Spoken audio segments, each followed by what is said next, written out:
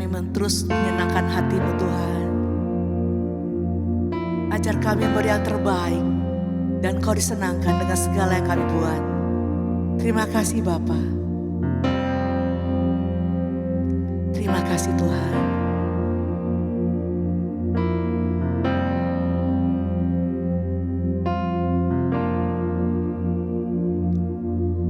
Tuhan, ku mau menyenangkan-Mu. Tuhan, bentuklah hati ini jadi bejana untuk hormat-Mu, cemerlang bagai emas murni.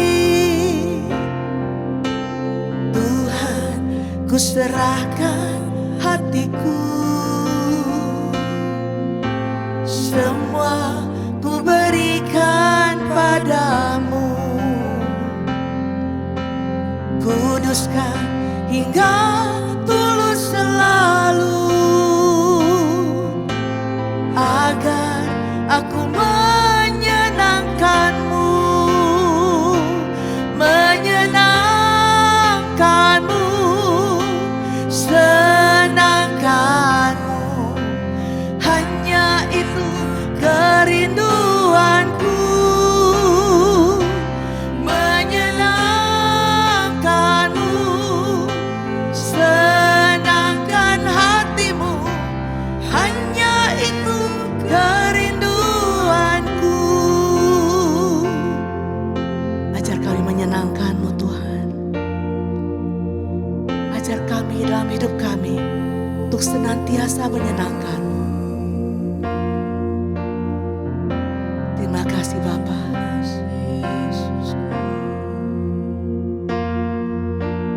Tuhan, ku mau menyenangkan-Mu. Tuhan, bentuklah hati ini jadi bejana untuk hormat-Mu, cemerlang bagai emas murni. Tuhan, ku serahkan hatiku, semua ku berikan padamu. Kuduskan hingga tulus selalu, agar aku menyenangkan-Mu, menyenangkan-Mu, senangkan-Mu.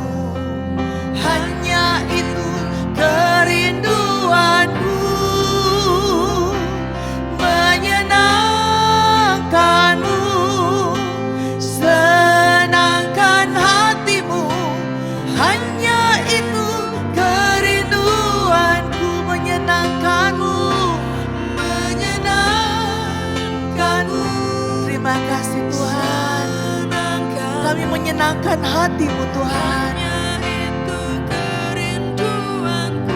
menyenangkan-Mu, menyenangkan-Mu, senangkan hati-Mu.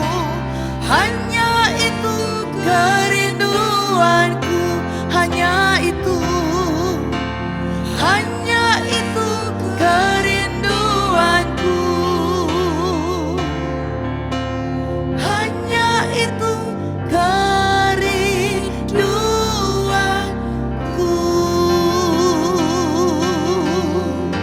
Hanya itu kerinduan kami Tuhan, hanya itu kerinduan kami untuk terus bisa menyenangkan hati-Mu. Terima kasih Tuhan, mampukan kami lewat hidup kami Tuhan, untuk dapat memberi yang terbaik, memberi yang terbaik, yang terbaik buat Engkau Tuhan. Terima kasih Tuhan. Amin. Salam, hari ini kita akan merenungkan dalam renungan pagi kita di Res Up pagi ini terambil di dalam 1 Timotius pasal yang kelima, tapi tidak kita bahas semua, kita akan fokus kepada ayat 1 dan 2. Saya akan membacakan buat kita semuanya. Janganlah engkau keras terhadap orang tua, melainkan tegurlah dia sebagai bapa. Tegurlah orang-orang muda sebagai saudaramu, perempuan-perempuan tua sebagai ibu, dan perempuan-perempuan muda sebagai adikmu dengan penuh kemurnian. Dalam budaya timur, saudara, merupakan sebuah norma bagi orang tua untuk senantiasa ditempatkan pada posisi benar dalam tanda kutip, ya. Untuk senantiasa ditempatkan benar dalam tanda kutip. Orang yang lebih senior itu usianya akan secara otomatis dianggap lebih bijak daripada anak-anak muda di ruangan yang ada. Nah, saudara yang dikasihi Tuhan, bahwa merupakan sebuah larangan yang tidak tertulis bahkan di dalam beberapa contoh yang ekstrim sekalipun, ya, di situ bahwa adalah tabu bagi orang-orang muda untuk menegur orang-orang yang lebih tua usianya. Hal ini berbeda dengan apa yang dituliskan dari firman Tuhan yang kita baca tadi. Secara terperinci di sini kita bisa melihat bahwa firman Tuhan itu mengajarkan urusan pengajaran dan peneguran bukanlah permasalahan usia. Nah, firman Tuhan tepat masuk ke dalam inti dari topik itu, yaitu motivasi utama yang harus dimiliki sang pengajar atau penegur sebelum dia mengajar atau menegur. Yaitu apa? Yaitu adalah dasar kasih yang kuat. Nah, teguran harus dihasilkan karena adanya kemauan dari sang penegur untuk melihat yang ditegurnya itu adalah berubah jauh lebih baik daripada sebelumnya. Nah, kasih akan secara sendirinya melahirkan hormat. Sebab teguran dan ajaran akan didasari motivasi yang benar yang akan membangun, bukan menjatuhkan ataupun sampai mempermalukan orang yang ditegur. Teguran tidak perlu menggunakan bahasa yang kasar ataupun dengan nada suara yang tinggi. Tetapi teguran dalam kasih yang berdasarkan rasa hormat dan kekeluargaan. Nah, pagi hari ini renungan kita, biarlah kita mulai mengajar atau menegur, mengoreksi dengan satu fondasi yang tepat, yaitu kasih. Nah, berdasarkan kasih yang murni, kita lalu dapat menempatkan hormat yang tepat bagi orang-orang di sekitar kita, selayaknya mereka menerimanya. Agar hidup kita selalu menabur kasih dan kemanapun kita pergi. Kasih, sekali lagi, perhatian dan perlakuan itu perlu yang namanya kemurnian. Sekali lagi saya bacakan, janganlah engkau keras terhadap orang tua, melainkan tegurlah dia sebagai bapa. Tegurlah orang-orang muda sebagai saudaramu, perempuan-perempuan tua sebagai ibumu, dan perempuan-perempuan muda sebagai adikmu yang penuh dengan kemurnian. Kiranya Tuhan memberkati kita. Mari kita berdoa. Bapa di surga, sungguh kami bersyukur kami belajar hari ini. Sekalipun kami hidup di dalam kondisi di mana kami harus menghargai orang tua, tapi firman-Mu mengatakan hari ini kami harus belajar menegur dengan kasih sesuai dengan firman-Mu. Dan di dalam kemurnian itu kami percaya orang-orang yang ditegur, diajar bisa berubah jauh lebih baik. Karena dasarnya kasih daripada Engkau. Terima kasih Bapa. Di dalam nama Tuhan Yesus kami berdoa dan bersyukur. Haleluya. Amin.